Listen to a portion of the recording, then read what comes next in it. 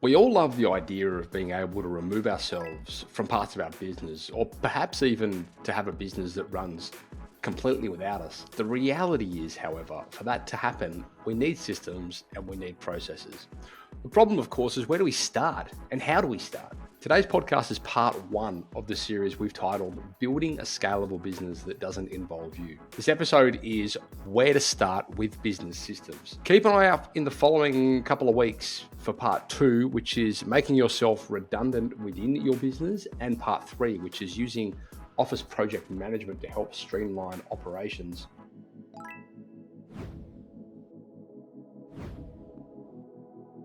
Justin Smith, welcome to the Sideshed podcast. Cheers. Thanks for having me. Mate, it's good to get you on the show. We've been working with you a lot. Well, actually, in truth, I've been working with you for a few years now, but of late, we've been working with you a lot over at our agency just to help us dial in some of our project management. And I've asked you to come on the show today to essentially create a little series around project management and essentially how to build a scalable business that doesn't necessarily involve any one individual, largely the business owner. Something that I think a lot of business owners like the idea of, but in truth, probably don't really have process or an understanding of what that looks like from a project management, task management, operational sort of perspective. So for you guys out there that are watching this and are listening to this, take note, Justin has helped us formidably with our internal project management. And you might be wondering, what the hell does that mean? We'll get to that into a minute because we've broken this series down into three specific topics. In the first episode, we're going to be talking about like getting started with business systems and like effective work management. Some of you guys may be familiar with a lot of this stuff with what you're doing in the job management space. So with your guys out in the field, you might be using, job management tools. There's a million of them, everything from Simpro, Tradify, ServiceMate, all those kind of things, which is very important. Don't get me wrong. We're not suggesting here that you necessarily replace those, but what we're really talking about is building sort of a similar system-orientated structure within your business operations, which involves both you as the business owner and things that you're not going to be able to do with job management tools, which essentially is the running of the business. And if you ever get to the point, and inevitably you will, where you do have office staff, they also need structure and they also need project management. They also need checklists. They also need SOPs, right? And so this series, we've broken it down into three episodes. In the first one, we're going to be talking about where to get started. In the second episode, we're going to dive into how to remove yourself from areas of your business using some of the frameworks that Justin's going to run through. And in the final episode, we're going to be discussing like that whole office project management, ecosystem, and how you can use that to streamline your operations, how you can use that to bring team members in, hire people, outsource, whatever it might be. So this series is really designed, and we're really speaking to in this series, I suppose, business owners or business managers that understand that there are friction points within the running of their business which exceed what's happening out in the field. Like these job management tools are really great for streamlining and systemizing what happens out in the field with your technicians. But in almost every single instance that we work with businesses, we always see there are operation issues that happen within the office that need improvement.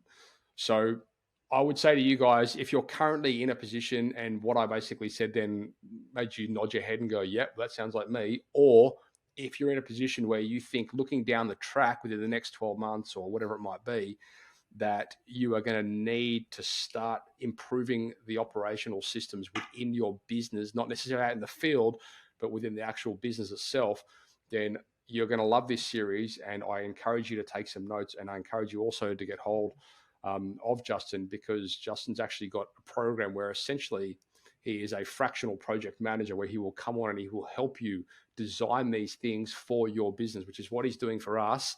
And it's working fantastic. He's liaising with the whole team and basically taking this whole complex, process under his own umbrella and managing it, which has been amazing. So Justin, welcome to the show and thank you for joining us. Yeah, good to be here. Mate, I'd love to get a little bit of insight as to, like, from your perspective, how you ended up in work management tools, and how you've basically fallen into this awesome business idea that you've basically come up with. Okay. Well, the original beginnings was I was a project lead in a company, and the tools we were using just weren't working. And so I went through a whole process of researching every tool I could find, figuring out what was going to work, and suggesting to them, hey, look, I think this is the way to go. They were in a state where they weren't really interested in that and didn't listen. And so I thought, all right, stuff it. I'll go out on my own, and started consulting on tools and how to set them up and use them. And then quickly got hired by the tool that I suggested and that I started consulting in was ClickUp, which is kind of currently the most flexible, powerful one out there. And so I quickly got hired by them, and then did a year as a product manager for them, with some coaching and training as well. So once I left there, went back out on my own and just kept doing it on a consulting basis, just helping people out. And then more recently, originally I was doing just setups, kind of helping people build the systems. And then I realized that building the systems is not quite enough. We need to really make sure we get the adoption, make sure it's being used well over time. And so now I'm heading more and more into kind of that longer term engagement to help make sure people not only have the system, but it's working well in reality, because in reality is different in theory. Yeah, exactly right. And that's kind of the journey that I've had. I mean, I think I first saw you actually on a ClickUp Training video, and then I reached out to you personally, and then you helped set up our account. And years later, you've come back on board, and you basically being this fractional project manager where you're rolling it all out. I mean, we had a decent structure, I would say, but there was a lot of things that needed tidying up, as no doubt you've seen. But I imagine that, like, when you when you mention like the uptake and people actually starting to implement, that's like, you can have the best tech in the world, but if you're not rolling it out correctly, then it's doesn't matter what you use, you'll never see value in it. Exactly. And so for you guys out there that are thinking, okay, well, we have a project management tool or whatever it is. So anyway, and it's probably fair to say as well, Justin, it's not necessarily about the tool, like the one that we use ClickUp because it fits our business perfectly. But the reality is, and I've said this a million times, it doesn't necessarily matter what the tech is, as long as, you're using something that suits the business. We like this tool because, in truth, I've been probably like yourself. I've used every project management tool on the face of the earth, and I've settled on this one because it's great. And if you guys want to actually get hold of our an affiliate code for that, it'll be in the show notes for this, so you can head across there and you can grab it. But the point I suppose we're trying to make here is, in the interest of helping you guys as business owners put processes in place which can do a number of things. And this is the reason why we use it, and it may vary a little, but generally it's typically the reason why most businesses will want to adopt project management software and then processes around project management software into their business. It's for a number of reasons. First of all, they're trying to create procedures within their business which essentially give people clear instructions on what they need to do. So you might have referred to them in the past as systems or standard operating procedures or whatever it is, but essentially people that have an understanding of, well, I need to be doing this. I need to be accountable to it. And as the business owner, you want to hold them in accountability towards these things. So project management tools will enable you to create things like checklists, and you can assign checklists to people, and they can basically, when they check them off, they're accountable to it. You can put dates and things on it. So essentially it's bringing like a specific job, it's breaking it down into tasks, and it's making it, and you're able to assign that to somebody. And then off the back of that, once you've got an understanding of what these checklists are, it gives you the ability to create processes around how to deliver those tasks. And the thing that drew me towards ClickUp specifically was because it was the only tool that I'd seen that had the checklist structure, but it also had document management, which meant we could have all of our checklists, all of it, which is project management, and we could have all of our instructions, which is our SOPs, all in the one place. So everything was native and everything interlinked, and I'd never seen that before. And it was, and that's the reason why I love it so much, is because everything's in the one place. So I've used so many different tools in the past, and there was always one one item on a checklist, which had to link externally to another bit of software, which explained how to do that item on the checklist, which was just clunky to me. Yeah. And I think these kind of tools, they seem new to people who haven't used them before, but realistically, the most basic versions are a whiteboard and an actual physical manual. So if you're familiar with having a whiteboard in wherever your office is, that's the basic. And then from there, it's just the same thing, but with more functionality and a little bit more accessibility. And that's what ClickUp ends up being in practice. Yeah, and I suppose for you guys out there as well, for context, like, yes, the whiteboard, the operation manuals, that kind of stuff is where this all starts. The reason that we like to implement and have deployed technology to replace, whiteboards and, operating manuals within businesses is because we want it to be more scalable. And by that, I mean, I don't want to have, an operations manual sitting in, say, my plumber's truck, or sitting in the office and they have to come back to check out how to do something. Like, I want them to be able to pull up their phone and access that, on demand.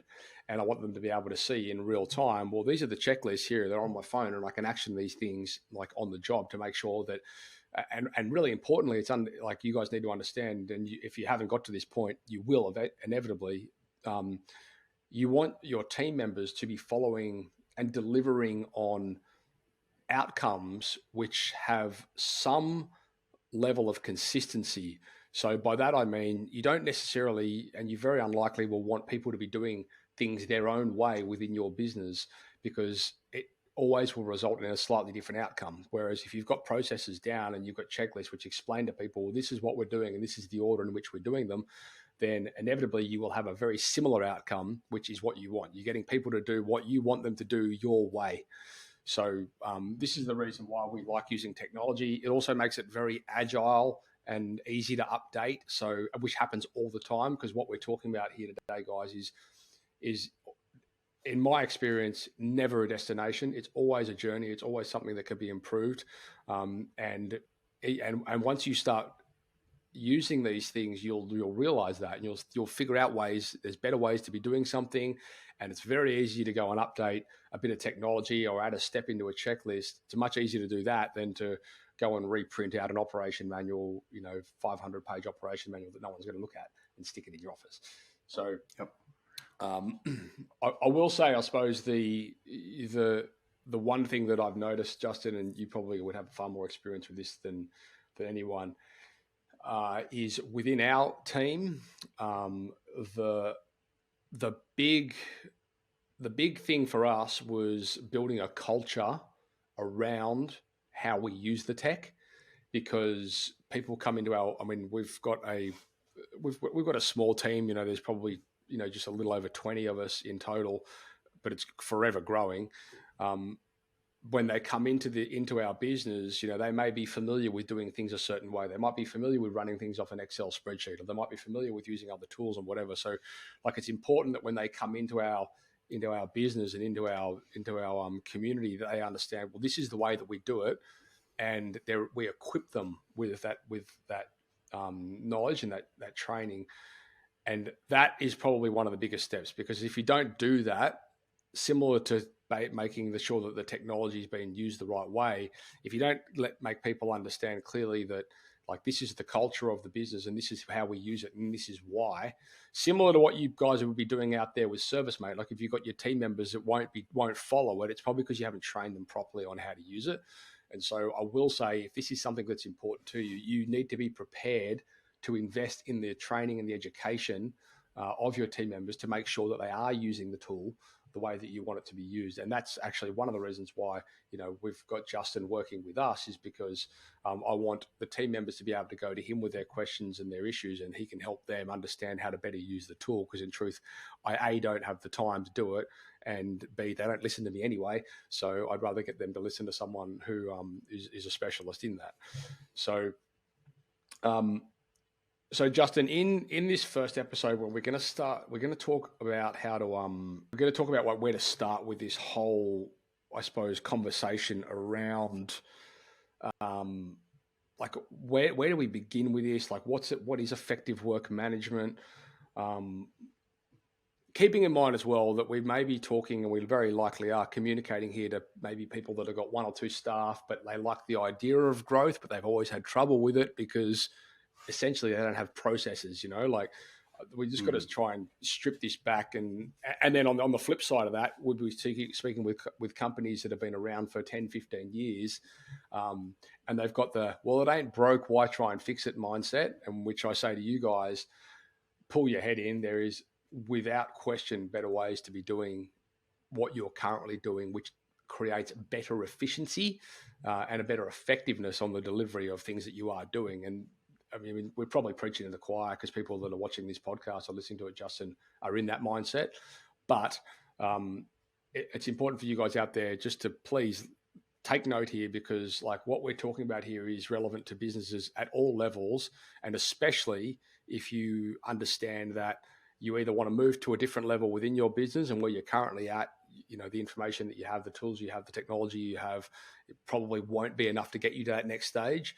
And more to the point, like if you're getting to that space where you're starting to grow, as you grow, you will start, if you don't have tools in place, you will without question find things start slipping. And like bigger business, bigger problems. Like when you're a small team and you can be on top of things and you can stand over someone's shoulder, you can crack whips. As you get bigger and bigger, you can't do that. You need processes to be able to make sure that people are doing things correctly. So I'll hand this one back over to you, Justin. Getting started with these business systems, work management, over to you. Cool. Yeah, I really like that point you were mentioning earlier around culture and getting people who are coming into the company to a certain point of kind of being on board with everything and following the procedures. I'll talk to that in a little bit, but I just wanted to point that out. There's only a couple of places where you get to influence that, and it's really important that we take advantage of those. But starting with the very basics, kind of like the foundations of what are we talking about? What is this all about? There's probably 3 basics that lead up to the need for some sort of tool. And if you can go all in and get like a nice tech tool that's going to grow with you, fantastic. If you're not there for it yet, just start with the whiteboard, fine. You'll grow, it's all good. So the very first one is get it out of your head and off your mind. This is really big. Our default is to have everything that we need to remember in our head. Everything that we know is in our head. And that can work in some basic ways, but it's a really terrible storage system. As soon as we get distracted or some sort of emergency comes up, it all just leaves. And we also take it home with us. So we're trying to, we're spending all night with our families or friends thinking, I must remember that tomorrow. I must remember that tomorrow. And it's just, it creates a worse quality of life. So we want to get things out of our head. At the end of the day, we want to be not remembering anything and have that be okay, because we're going to have it all there for us tomorrow. So the second one that makes it happen is write it down, make it unforgettable. So things that are outside of our head, obviously the benefits I mentioned before, we're not carrying it around with us, but also when it's written down, it can't be changed. It can't be kind of half forgotten or adapted in our head. It's kind of clear, and we can come back to it the following morning. We know exactly what it is. We're also outside of the idea rather than inside of it. I don't know if that makes sense, but ideas are easier to work with, manipulate, and prioritize when we can see them from the outside, rather than trying to do it all inside of our head. So first one, figure it out. First one is get it out of your head. Second one is write it down. Third one is to put it in an organized public space so that everyone can be on the same page. So lots of people have to-do lists, and they're really helpful for not forgetting things. But a to-do list is not the same as a collaborative workspace or a work management tool, because your team can't see it. If everyone has their own to-do lists, still no one's connecting. The business is still not running smoothly. So what we want to do is put that in a public place so everyone can see, okay, this is my bit, this is your bit, this is the bit that's coming up next week. This is the bit we're having trouble with. Let's get some help on that. By having it all in the same place, people can figure out like, oh, I didn't think we were doing that. Like I have some issue with that, and that will become surfaced. People, and we can actually talk about that. So by having it public, we all kind of end up aligning on the one plan, and having that alignment is really, really important. So those are the basics. I think that collaborative aspect as well is really powerful as your business grows, because like in the early stages, and I'll take my own business, for example, like I went through and I created all the checklists and I created all the SOPs for, the projects. But like as the business grows, I'm not the one doing it. So there's people out there that are actually in the trenches and finding better ways to do things. And and again, breeding a culture into helping people understand and giving them permission to voice, and contribute to the evolution of these checklists and of these processes. Like that's a really powerful thing for the team member because they love to be heard. And it's also powerful for you because it's essentially making you redundant. So I encourage you guys out there. I mean, you need to have frameworks around this. You can't just give people free reign, with updating processes and all that kind of stuff. But you certainly want to be in a situation where you've got a process, you've got a framework around letting people contribute, letting people be part of the evolution of the product. Like Justin's coming into our organization and he's working directly with the team members, because if he's just coming to me, like I'm no use to him. I don't know what's happening down there in development. I don't know what's happening down there in SEO or whatever it might be. So like he needs to be speaking with the people that are in the trenches to make sure that when these processes are being created, that it's being created from the people that are actually doing it. He's getting the real feedback from that part of the business. And it's the same for you guys out there. Like it's all great sending your techs out to do a job and telling them how to do things, but you need to understand that there's probably, if they're out there doing it every day, there's a damn good chance they're going to come up with a better way to do it than you sitting in the office, doing the office managerial things, right? So just understand that and be receptive of it. Sorry to interrupt. No. And you mentioned the word feedback there. Feedback's a really big thing. So you've got feedback with process improvement, and that's really important, but also just the day-to-day, like what tasks do we actually need to do? Your team are going to have feedback on, hey, actually, that one's not so important because of the client told me this thing that no one else has heard. Or actually, hey, we need to do this extra thing because, again, I have information that no one else has. And unless that information is being funneled in to basically the plan, like that information needs to be added to the plan. Otherwise, things are going to go to hell. Like there's going to be stuff missed all over the place. And I mean, and that sort of thinking as well, like how fast technology moves and things like that. There's always new products or there's new, things being added to products. There might be a new feature added to a hot water system or whatever it might be, which means that process may very well need to be adapted. And you guys that are in the office, you may not even know about that, right? Like they might just go pick up a new heater and go, oh wow, look, this this valve's changed, or whatever it might be, right? So be receptive to that. And speaking to process, for anyone who kind of isn't at that stage yet, what we're talking about with process is the idea that we want everyone to do it the same, as Matt mentioned before. So if you're not at that stage yet, the steps are reasonably simple. So first of all, we want to figure out what we're doing. And that might just be, if you've been doing it yourself, it might just be sitting down with a piece of paper, writing out, hey, like these are the steps I go through. Or it might be getting a couple of your team together, your tradespeople, your techs, and saying, okay, look, what's the process for this kind of job? And just have it written down. So it's very similar to what we were mentioning before. By making it known, everyone can converge in a single process. People will say, oh, actually, I do it this way, or I do it this way. And either we can say, look, okay, doesn't really matter how you do it. Let's just write down the general step. Or, hey, look, I think that way is the best way of doing it. Let's all start doing it that way. So that you're on a single process, a single way of doing it. And then again, writing it down. Because as soon as that is written down, then we can remember it. You're like, hey, what did we talk about yesterday? And we can reference back to it. Someone says, oh, what am I supposed to be doing with this process again? And then new staff coming into the business, you can say, hey, look, here's the process. These are the steps we take. Reference this, learn this, rather than learning from scratch. Or it's just a really helpful teaching aid. And you can onboard people much, much faster. Onboarding becomes, instead of like a year-long apprenticeship with someone who already knows the job, just to learn your company specifics, it's just kind of like hey, here's the thing, have a read through, ask any questions you want, and it becomes, a couple of weeks or a month. Yeah, and that's one of the big, and it may or may not be relevant to the team members out there. And if it's not necessarily relevant to onboarding, put it into perspective of something that it might be relative to. But my story with, I needed a better onboarding process because we had such a fast growing team, and it was taking me 2 months to onboard team members when I was doing it manually. And I implemented a onboarding process into our business. So essentially when somebody comes on board, they follow a checklist that they kind of onboard themselves. The things that we have to do as well in order to equip them with the right tools and that kind of stuff and training, so on and so forth. But then essentially they get to a point where they start onboarding themselves. And it took our onboarding from literally 2 months down to 2 days. and Mm. I didn't have to do any of it. I just basically it had all been processed out, and it was far more effective because when I was doing it manually, I would forget things. Or I would forget steps in things. For example, I'd go set up a Google Workspace account for them and I might forget to add them to certain groups, which give them access to certain drives. Just little things. But when it's a documented step, it doesn't get forgotten. And also now that it's been documented, I don't have to do it anyway because I palm it off to, Imran or Sheila and they do it for me. So, this is what we're trying to say to you guys. Like, understand that, like, if you've got these, like what Justin's talking about is really, you guys would have these, you would be following these steps within your head. Like Justin said, it's taking the intellectual knowledge and turning it into intellectual property.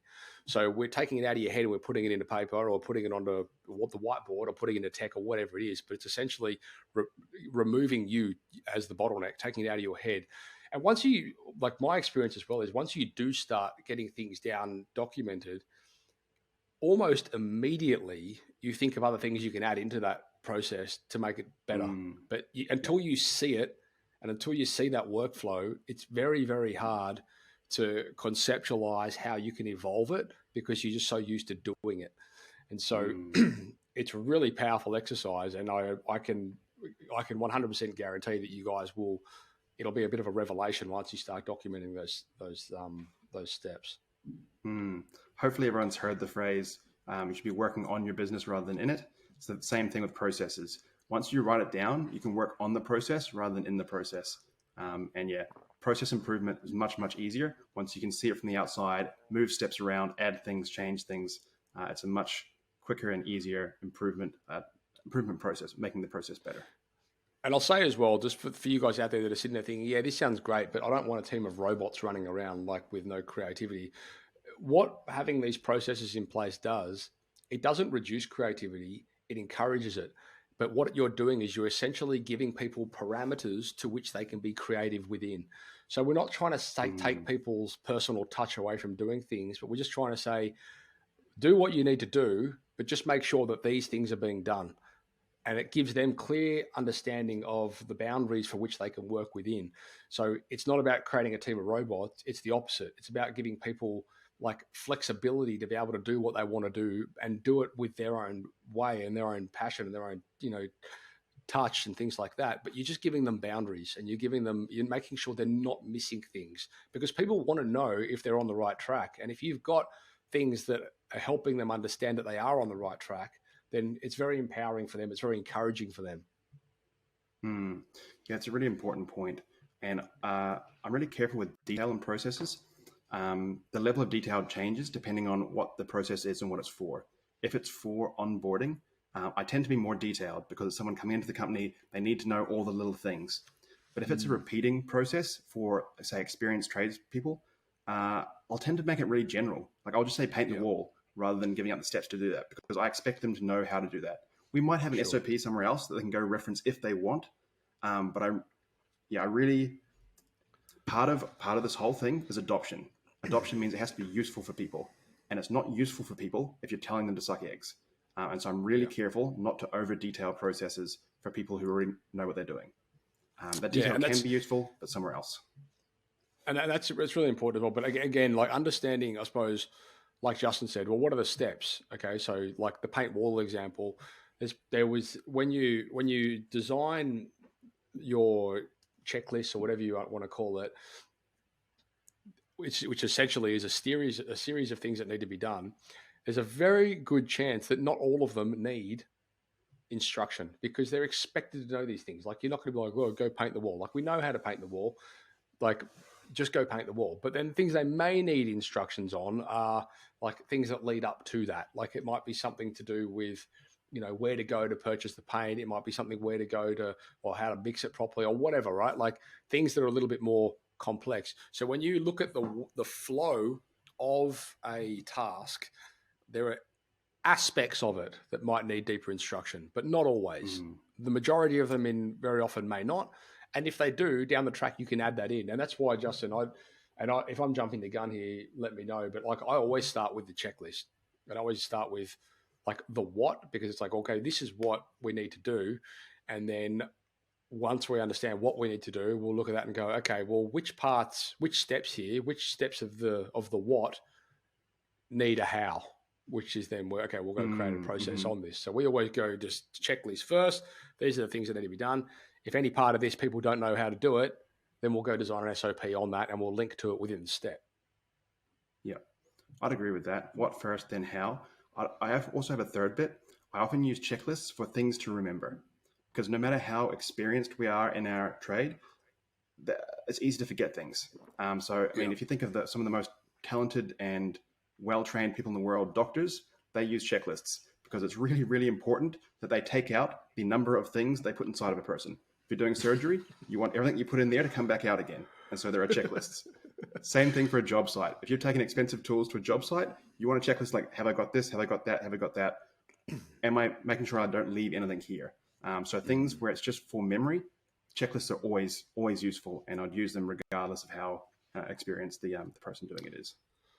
Yeah, it's true. There's things that we just do. I mean, and we say this to, businesses, like if you can get your electrician to go out on site and carry out the 21-point safety audit, which is essentially a checklist of things to do, like that's a really great tool to make sure that they have scoped the entire job and make sure they're doing things your way and make sure they're looking for things that you could potentially upsell the client to, or at least let them know of the issue that can be improved on. It's looking for opportunity, but it's doing it using process.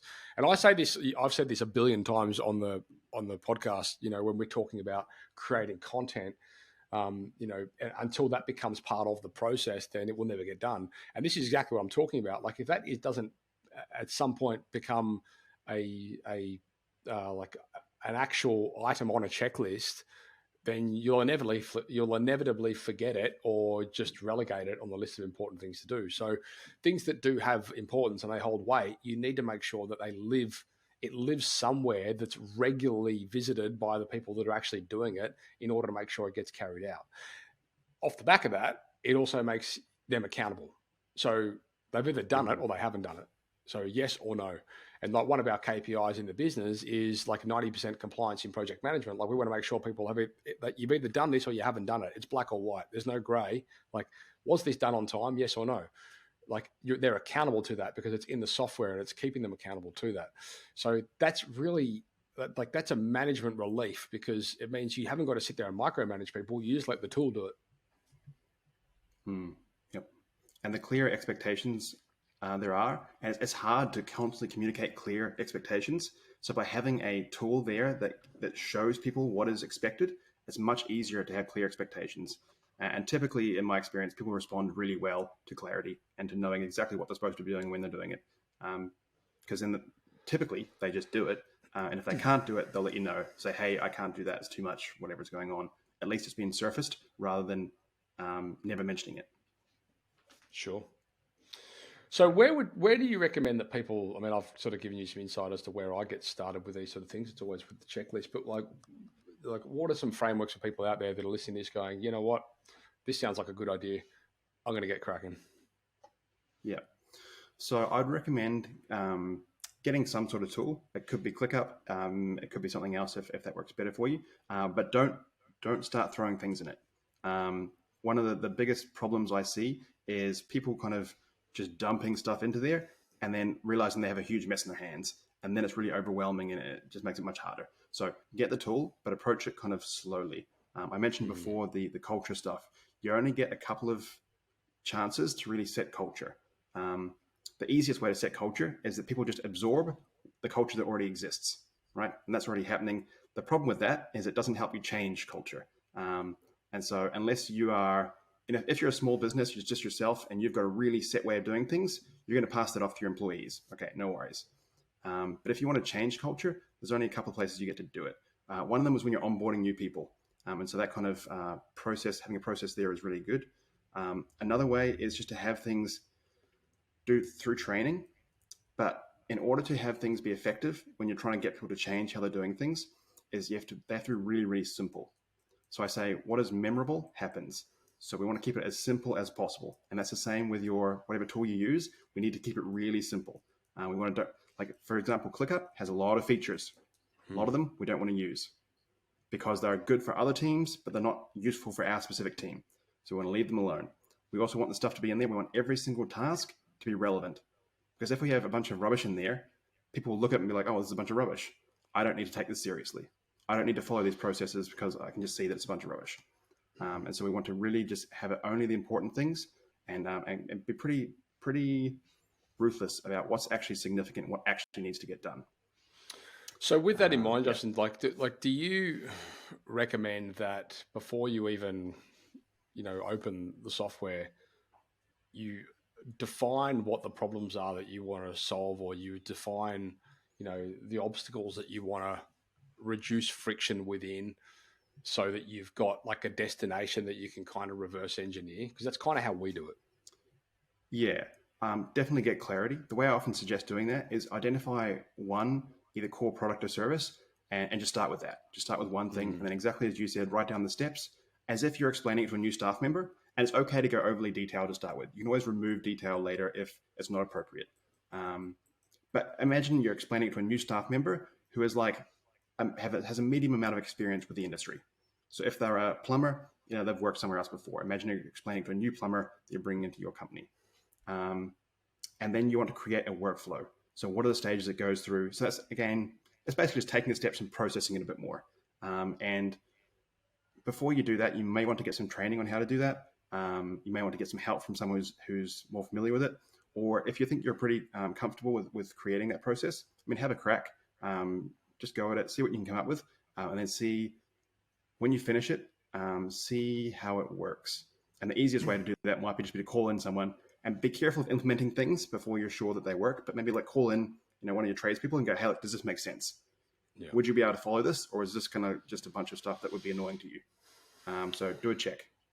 And the other thing as well, like in the interest of, collaboration and, like we've already spoken about, like getting the team to buy into these processes. If you've got team members that have been around for a while, it's okay to sit down with them and say, hey guys, I'm just working on a checklist to help onboard a new team member. This is what I've got so far. What have I missed? And get them to contribute. Well, actually, what about if we do that here? Oh, good idea. Didn't think of that. Get them buying into the process, because then because very often when you're doing the thing, you've got your blinkers on, there's things you don't consider. So it's nice to have other people's input and other people that, have a vested interest in, I suppose, the outcome of this given task or this given process, So it's okay to get people to buy it, and it's encouraging, because you're going to them, you're saying, hey, listen, how do you think we could better improve this? Like I said before, they probably got a better idea than you if they're the ones in the trenches doing the thing. So it's okay to ask those questions. It doesn't have to be like an order from you. It can be collaborative. Yeah. And I really believe in minimizing management work so that we don't have to enforce things. So whenever I create a checklist, I want to have to know that I'm not going to have to enforce it. So that means that I give people the veto power. Like, I've written out some steps. If you think these steps are wrong, we can delete them. Like, you're allowed to remove steps. Like, we'll talk about it, but I want to have your buy-in so much so that I will not have to monitor and enforce this process hardly at all. If you disagree with the steps, I want to know now, rather than 6 months' time when you haven't been doing it for 6 months and we've got a mess in our hands. People tend to be a bit reticent. So I'm usually just going as much as I can. Like, I'll accept anything from you right now. I will not criticize anything you say. I just want to give you so much safety in the situation so that you actually tell me the truth. Just tell me the truth. Is this, is the process that I've created going to work, or do we need to change it? Because I'm only interested in implementing a process that's actually going to work, that you're actually willing to do. And that's not the simplest thing to get to. Sure. But I mean, in almost every instance that I've ever experienced, if somebody's going to follow a process, they're far more likely to follow one that they've contributed to. Yeah, absolutely. Because again, that makes it like, well, this is coming from people within the trenches that are doing it, not the boss sitting in the office just saying, do this because it looks good on paper, right? So exactly. Make it collaborative and involve the team. And this is a really big and powerful part of building culture. It's making team members understand that their voice is heard and and you value their input, and you should be doing that. Yeah, 100%. So I just want to jump back to what you were saying before about like where to get Mm-hmm. started and identifying, say, one product or one service that Mm. you want to streamline. To put that into context, guys, if you one of your services, say you're a plumber and one of your main services is pipe relining, whatever it is, like understand what that flow looks like in order to deliver the desired outcome, and just work on that one flow. Like, what does this look like? What are the steps? And that is essentially how you approach like all of these things. You're just defining, okay, well, this is the service, and these are the steps that are involved within that service, and then you will inevitably see parts of that process. Well, this is the point where we mix the resin. Okay, good. We need to instruct people on how to mix the resin our way. So let's do a little video on the next one, and we'll save that in our wiki so that they can refer to it and they can see how that we do it. So little parts of that process or that workflow will have a procedure which explains how to do that step. And I'd say get clear on the basic steps on paper first. Don't. It can be really confusing to try and identify a process and also learn a tool at the same time. I'd suggest doing it separately. So kind of get clear on the process first, and then figure out how you're going to have that process be in a tool. If it's one like ClickUp, I've got training available. I'm going to give Matt the codes for that so you can get that for free. But separate them.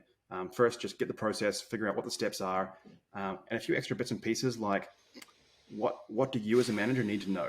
Do you need to know what stage it's up to? What needs to be communicated back? So it's not just doing the task, but all the extra stuff like talking to the client about the task or reporting on the task. The extra bits, make sure they're included. Justin, what about the things that are? So, I mean, one of the exercises that I'm forever doing, to be honest, is like understanding where I'm spending too much of my own time and resource within my business, and documenting that and defining that so that it enables me to potentially bring someone in to replace me in that area of the business. And for the guys out there that are listening to this, they go, oh man, I would just love to have a better process around our hot water installation, because at the moment it's just a shitstorm. Everyone's doing whatever they want. It's a free for all. But then like taking the blinkers off and looking more like from a management perspective, and we're probably going to dive into this. And if we are going to dive into this, you can tell me to shut up. But like in the final episode where we're going to be talking about like delegation and essentially, trying to remove yourself from operations. Second episode, we're going to be talking about that. But like in the initial stages when we're looking at where to start, is that a consideration at that point, or do you just say, nah, just get started with the obvious things and then we'll evolve into that? Yeah, it depends. So definitely you can start with a process like it's a physical deliver to client process. And oftentimes those are the ones that have the biggest bang for your buck in terms of the overall business. But it might also be a back office process. It might be something that you do like hiring or invoicing, even accounting or something. Yeah, invoicing. And it's just killing you. Like you specifically, It's killing you. And that can be well worth it to do first. It doesn't matter which process you do first. Just pick one. You'll probably know, like the one that hurts the most. Just figure out which one hurts the most. Is it a back office one, or is it like an actual delivering a service to the client one? And whichever one is totally fine to start with. The back office ones can be a little bit more complex because, so for example, if you're a business manager or a trade business owner, you might not be that familiar with accounting or invoicing or the software, so you might have to get a little bit more help with those ones. Whereas the trade, there's a good chance you know exactly what the steps are. But that's fine. If it's the most painful, still worth working on first. Yeah, that's a really good point. And actually, you know what? Maybe that's like the perfect time to wrap this episode up and, dive into the next episode to where we can actually define that a little bit better. Because that's, you're right. Like if it's in the trade, you'd probably know what it is because you do it a lot. But if it's something that it's on the office side of things, which you may not yet be familiar with, then there's a very good chance you're going to have to get collaboration from, other parties in order to make sure that things are getting done the right way. For example, bookkeeping, not at no point would I ever encourage you to do your own bookkeeping. So, but what is the process around making sure the bookkeepers are doing the things they should be doing, and then how do you essentially start reporting on it? And this is inevitably where like you will end up within your business, it's sort of at the point, as you know, Justin, where I'm at, like all I really care about at the moment is I want to get reporting across the whole business to understand everything that's working in each department. And that's all I'm really interested in. Like, I don't really need to be right down the bottom there understanding which parts of the checklist are being done. That's up to the team. But I want to know overall, well, the things being delivered on, So that's kind of where you will end up within the business as this progresses. And it might take, years, it might take months, who knows? But, and in truth, as I said before, it's never really ever done. It's always a journey.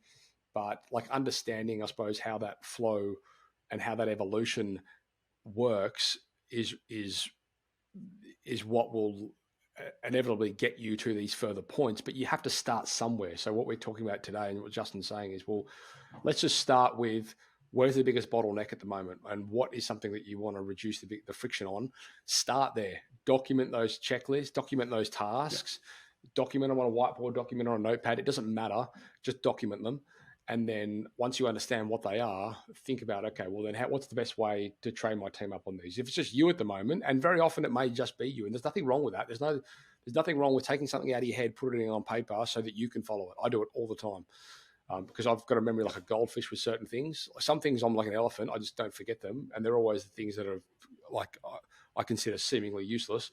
But things like processes, I will forget steps, and so I document everything, and I don't understand it. I've read books on this. I've done programs on this. I bought this great book on how to improve your memory, but I can't remember where I put it, like that kind of thing, right? Yeah. So, but anyway, so for you guys out there, as Justin alluded to, he does have some excellent training on how to get started with ClickUp and how to use it. And I'm going to have links to that within our show notes. So head across to thesiteshed.com and search Justin, and you will get access to these show notes where you can get his training. And are you offering that for free, Justin? Yeah, for everyone else it's $100, but for your listeners it's for free. There's a code there they can use. So, guys, we're not trying to put more things on your plate. We understand that you're busy, but like if you want the outcome, you got to do the thing. And Justin's basically equipping you here with some training to do this. If you are in a position where you're like, you know what, I just want someone to help me implement this, I encourage you to reach out to Justin and get him to do it for you, because it will fast track. You guys have heard me say this on the show before. I've done it with my Profit First consultant. I read the book, I listened to the book, I sat down, I thought, you know what, I can try and figure this out and pretty likely screw it up, or I can just get someone to do it for me and streamline the process. And that's exactly what happened. So if you're in that position and you've got resource for that, then I encourage you to, invest in that, because it will make your life a lot easier. But anyway, all the links to that will be in the show notes. Justin, let's wrap this one up. We're going to come back in the next episode where we're going to talk more specifically how to make yourself redundant and other team members redundant, not necessarily making them redundant in their position, but certainly helping them offload things that they're currently doing, which is not best use of their time.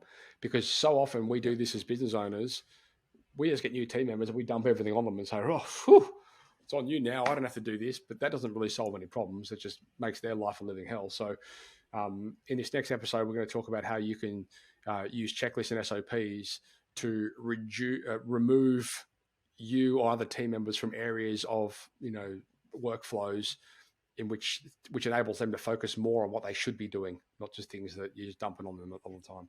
Anything you want to wrap up on that one? That was pretty good. Cool. I think you pretty much covered off everything there. Easy. All right, let's wrap this up and we'll come back and see you in the next episode. Stay tuned, and we look forward to talking to you in the follow-up. To get notified of upcoming videos, please hit subscribe and turn your notifications on, and give this a share with someone else.